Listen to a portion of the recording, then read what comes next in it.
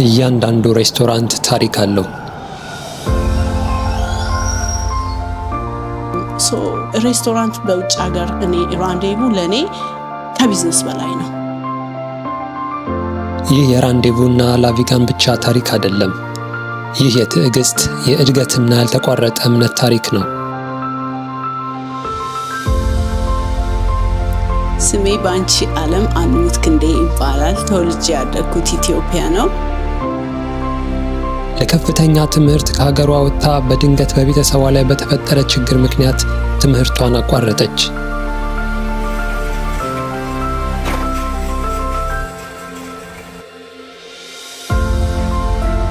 ኮሌጅ ጆይን አድርጌ እየተማርኩኝ ባለበት ሰዓት አባቴ ታሰረ። የቤተሰባችን ላይፍ ተቀየረ። I drop out college and I start working in the restaurant business. ከታዳጊ ወጣትነት የቤተሰብ ኃላፊነትን ወደ መሸከም ተሸጋገረች። የሥራ ዓለምን በሬስቶራንት አስተናጋጅነት አንድ ብላ ጀመረች። So I just took the menu and then I went back home.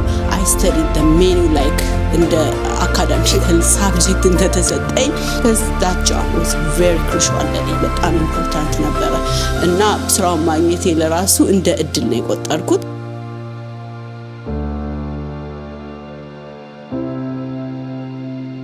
ዛሬ በቶሮንቶ የዳንፎርዝ አቬኒው በኢትዮጵያውያን ምግብ ቤቶችና ንግዶች ከመሞላቱ በፊት ሊትል ኢትዮጵያ የሚባል ሐሳብ ከመኖሩ በፊት አንዲት ወጣት ሴት ራዕይ ነበራት።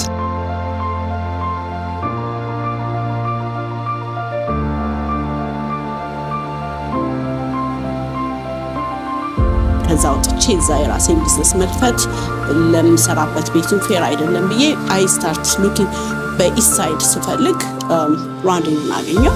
then 2001 ማርች 10 ራንዴቩ ከፈትኩኝ ማለት ነው። በዳንፎርዝ አቬኒው ላይ ብቸኛ የኢትዮጵያ ሬስቶራንት መክፈት ቀላል አልነበረም። ምግባችንን ማስተዋወቅ፣ ባህላችንን ማስረዳት፣ እምነትን መገንባት ነበረባት። ራንዴቩ ሬስቶራንት ብቻ አልነበረም፣ የባህል መድረክ፣ የሰዎች መገናኛ ሆነ። በጾም ጊዜ ኢትዮጵያኖች ኩዚናችን እንዴት ሪች እንደሆነ እንዴት የተለያየ ምግብ የተለያየ ቬጂቴብል ኩክ አድርገን በአንድ ጊዜ ቁጭ ብለን እንደምንበላ የቴብል ማነራችንን ሪስፔክትፉል የሆነ ካልቸር ያለን ዳይቨርስ የሆነ ቢዩቲፉል ፌስ ቢዩቲፉል ኔቸር ሆስፒታሊቲያችን አሜዚንግ መሆኑን የኔ ሃምብልነስ የመጣው ስናት ፍሮም ቢንግ ሂር ኢን ካናዳ ከሃምብል የሆንኩት ከፋሚሊ ከኢትዮጵያዊነቴ ከዛ ይዤ የመጣሁት ካልቸር መሆኑን ያንን ሁሉ አፍተ ኤክስፕሌን። ከዓመታት በኋላ አስደናቂ ነገር ተከሰተ። ተጨማሪ የኢትዮጵያ ሬስቶራንቶች ተከፈቱ፣ ንግዶች ተከተሉ። ዛሬ ዳንፎርዝ አቬኒው የባህል፣ የምግብ፣ የማንነት ቦታ ሆኗል። ለዚህም ጥረቷ የቢዝነስ ኢምፕሩቭመንት ኤሪያ BIA ሽልማትን ከሲቲ ኦፍ ቶሮንቶ ሜየር እጅ ተቀብላለች።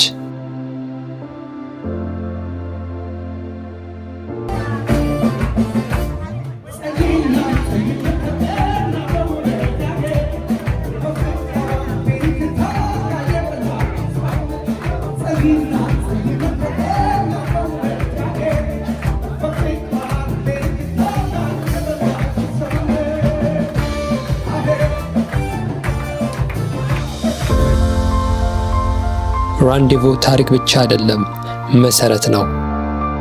ከአንዲት ወጣት የተነሳ አንድ ሬስቶራንት ብቻ ሳይሆን አንድ ማህበረሰብ ተገነባ። ይህ ታሪክ ዕውቅና ከማግኘት በፊት ያለ ራዕይን፣ ከድጋፍ በፊት ያለ ቆራጥነትን፣ ከንግድ በላይ ያለ ተጽዕኖን ይናገራል። ሬስቶራንት በውጭ ሀገር እኔ ራንዴቩ ለኔ ከቢዝነስ በላይ ነው። በጣም ብዙ ነገር ላይ ኢንጌጅ ስለምናደርግ I am so happy I am in this business.